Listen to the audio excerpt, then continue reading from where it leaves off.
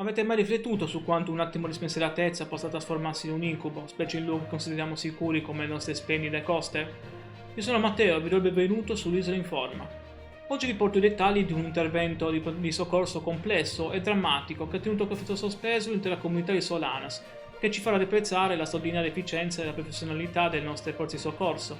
Siamo a Sydney, nella rinomata località di Solanas, in particolare nella zona di supporto. Questo lunedì mattina, intorno a mezzogiorno, un episodio ha squarciato la tranquillità. Un ragazzo di soli 15 anni è precipitato dagli scogli, facendo un volo di circa 3 metri. Immediatamente le sue condizioni sono apparse gravissime ed è stato trasferito in Croce Rossa all'ospedale. Come forse sapete, qui su questo canale racconto la nostra isola, soprattutto le sue sfide.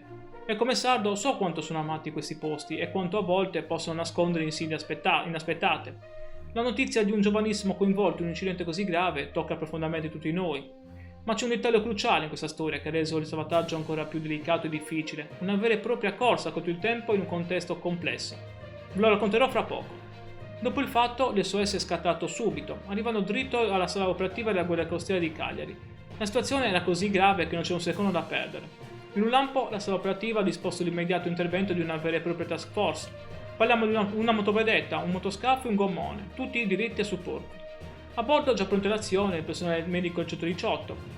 E non solo loro, anche i bambini presenti sulla spiaggia hanno fornito un prezioso e indispensabile supporto nelle operazioni di recupero. Pensate alla difficoltà per stabilizzare un ragazzo ferito gravemente, immobilizzarlo su una balla spinale, in mezzo a quegli scogli. Ma l'obiettivo era chiaro, portarlo più presto dove avrebbe ricevuto le cure necessarie. È stato trasportato via mare fino alla spiaggia, dove un'ambulanza del 118 lo attendeva.